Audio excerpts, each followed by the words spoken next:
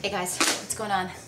As you can see, I've got my gloves on. Why? What have I been saying about the past, well, probably I started saying this about a week and a half ago, that my weight training, once I started running, I just became so completely enamored with running, and the challenge and kind of conquering it and doing it, and knowing that I could do it, is that my weight training has just been so random, literally probably for like the past couple of months. And that's why that boot camp they just like wiped up the floor with me, seriously. I mean, you might as well just drug me by my feet and said, let's just clean up the whole park with Kelly, because I was like a mess, a total mess.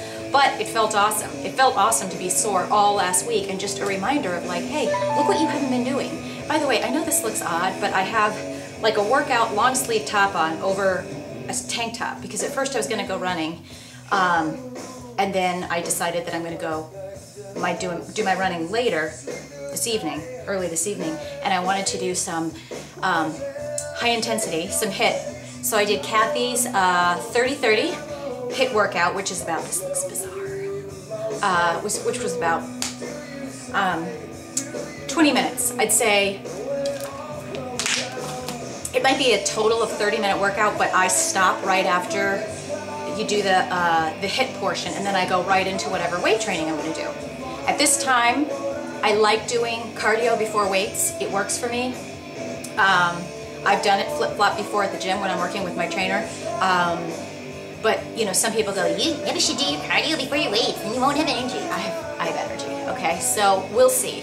I am finding myself, now that I'm training for the half marathon and really getting back into weight training and mapping everything out and kind of having a really good plan to get the most out of what I'm doing, okay? We're doing this for an effort, not to just show up and be like, what do I feel like doing? Reading a book or working out? Like, it's not just something to do. You're trying to achieve a result from it. So if you're gonna do that, plan accordingly. All that said, right now, oh wow, I can tell I fried my shoulders. You know you've had a good workout when you go to like just do simple things like this, and it's already burning just to lift up. So I'm at 464, but I will tell you, this is the last day I'm gonna wear my old Polar. I wore it one more time, because I'm one of those people, when I take out new stuff for the first time, I don't want to sit and read the whole instructional booklet, but I want to at least have an idea of what I'm looking at. Love the hat, don't you? Chalene Johnson. Speaking of Chalene Johnson and Beachbody, the workout that I did, which I'll put a clip up, it was one of my, I got volume 1 and volume 2 of Tony Horton's one-on-ones. Okay, first of all, I'm pretty sure that I'm going to marry him. He doesn't know it yet, but, and it's 11/11, so I'm making my wish. Tony Horton, you need to call me and ask me to marry you. And then we'll just commute between cities, and you do your thing and I do my thing, but we'll be married and we can, you know. Okay, so I was just very naughty. Anyway, we did one-on-ones Diamond Delts, which was all shoulders, and oh my God, it feels awesome. Shoulders are my favorite thing to work. They are just, on a man or a woman, I think that when you've got great delts, balanced of course with everything else, it's an awesome look. Like, I can't stand it when guys don't work their delts. Like, you see the meatheads in the gym that are only working chest and biceps because they want big guns and they want huge pecs, and then they kind of have, you know, I just don't like that. I like balanced physiques, and especially on a woman. If you get that nice cap on your shoulders, balanced out by these, you know, pecs. Sorry, Mr. Flo. I promise next time I'll wear a tank top so I can show you the flex, because you can't really see in this. But we're turning into fall. Plus, God knows I need to go tanning. Look at this. Anyway, killer workout.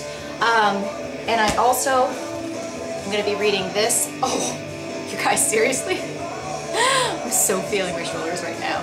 I'm really going to be reading this weekend, which so many of you have written and either suggested it to me or said that you got it and you're reading it and it's helping. There's a whole bunch of stuff in here about belly breathing, the way to stand. I know, Amy, you're probably watching this right now going, I told you just go out there and run. I am, but I'm still, it's just such a little thing.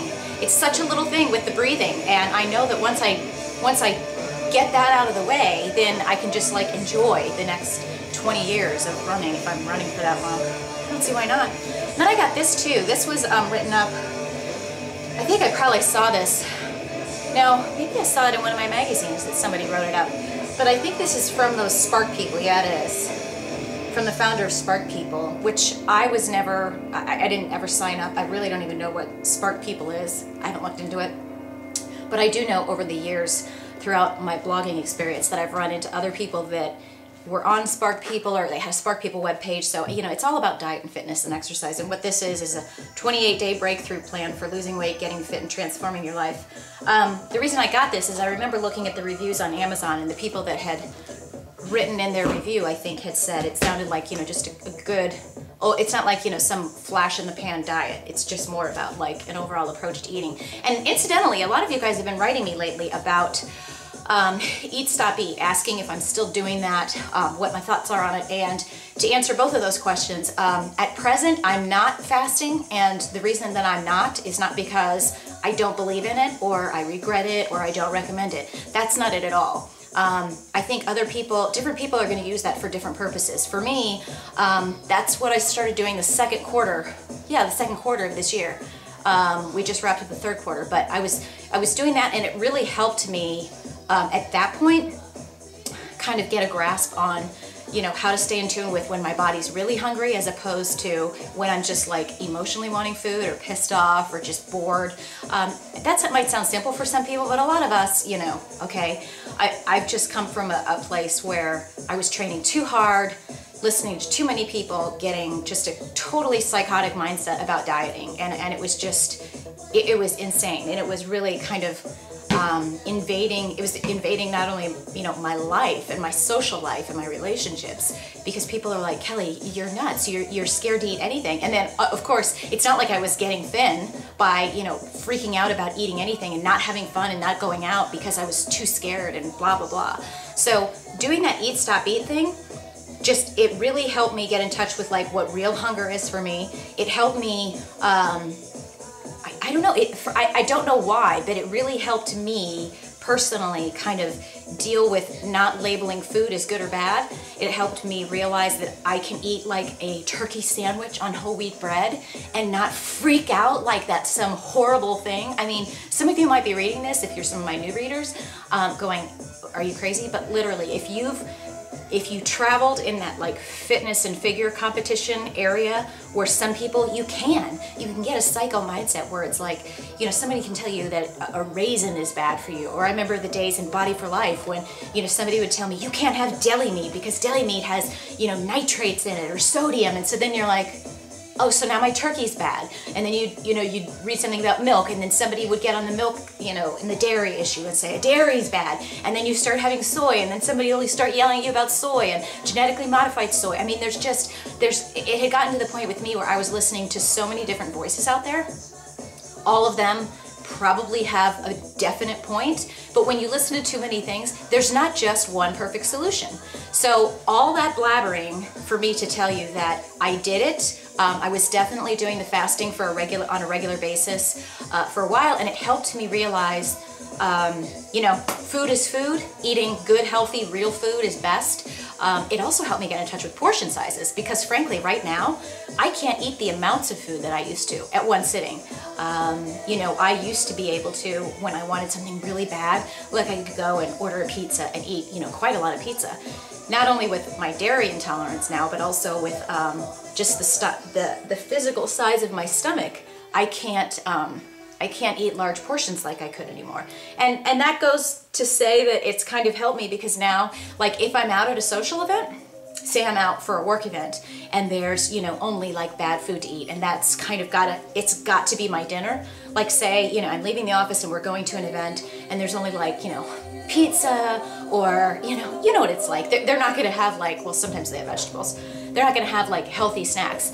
I can go up to a buffet like that and maybe have one piece of pizza, or, you know, a couple wings, and most of the time I'm just gonna drink water, unless the few times that I do decide to drink. But I can eat something that's like cheap food or bad food, and I hate saying that because I really don't look at food as good or bad like that anymore, and not freak out about it. It's like, you do what you have to do, and then, you know, you try to make sure that the rest of the time you're eating, you eat healthy.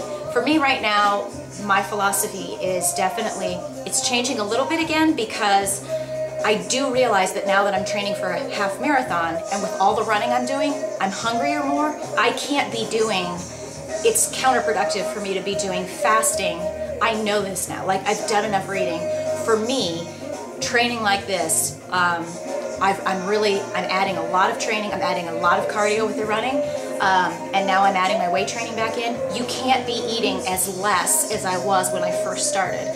So for those of you that are interested, I do think it's a great program, but you also have to be aware of, you know, I think Eat Stop Eat is really good for, what's the word? If you travel a lot and maybe you can't work out as much, incorporating an Eat Stop Eat approach to help you keep your calories low, because when you're not able to work out as much, you really have to watch those calories. When you can work out more, you can eat more. And I hope I'm not saying, you know, the wrong things or giving anybody the wrong ideas here. But when you can work out regularly and more, you don't have to watch this as much. There's two things you've got to watch, period. You've got to have your activity and you've got to have your diet. And if you can't do as much activity, then you really have to focus on your diet. If you can do a lot of activity, then they can be more even. So the Eat Stop Eat thing on a regular basis, to incorporate regular fasting like once or twice a week, I think that's great for people that like travel excessively and you really don't have as much time to fit things in. Then it's better to get your body maybe used to just eating less in that way. And you can customize it however you want. So that was a huge time, already at 11 minutes. It was a huge long-winded answer, but so many of you people have been writing me, asking me about that. And I certainly think that if any of you are doing what I'm doing, which is getting into running, I don't think you should be thinking about fasting. And I hope that's not a confusing answer. I did it. It was a help for me. I'm not fasting right now because, quite frankly, I'm now all about fueling my workouts, and I believe I need it because adding a lot of running, especially training for a marathon, I've added a lot. My body's responding, and I'm sure as hell not going to do all this training and you know, try to keep my calories really low and do all this training and stay at the same weight, because your body does go into that starvation mode. The more I've read, I finally read one book, and I can't think of what it was. There was one book recently that I read that just totally explained that whole starvation concept, and I'd heard it before, but the way and I'll try to find which book it was, but it just explained it to me in a way that I was like, okay, that totally makes sense to me. That's why that whole starvation mode thing happens when you diet really crazy and then you get back into eating and then you diet. You know, it's better to just stay level, and I finally feel like that's where I'm at. I'm just staying level. I don't go and try to do any fad diets. I'm just eating healthy, I'm eating real foods, and I'm working out and I'm training hard, and I'm not like obsessively looking in the mirror expecting things to happen overnight, but things are happening, and I'm really pleased, and I'm frankly really looking forward to December 31st to be able to look back and say, look what I did this year. Each quarter I kind of added on, and I'm going in steps, and I'm excited to see what I'm going to do next year, you know? I mean, seriously, it's only going to get better, you know what I'm saying? Ah! Sorry, I heard Nickelback and I got all excited. So, the other thing, I might do a separate video, because I was going to show you guys, some of you guys have been asking about, do I work out in the home gym or at the gym? And the answer now is both. But seriously, like, I have enough crap here at my house to be able to get in just about any kind of workout I want. And then there's a lot that I like to do at the gym. I think I am. I'm going to give you like a little tour. So we're going to close out with that. I want you guys to have a great Saturday. I think I'm babysitting tonight. And then tomorrow I have a massage and a movie. So excited. And I can really barely raise my shoulders because I'm feeling it. Anyway, see you guys tomorrow.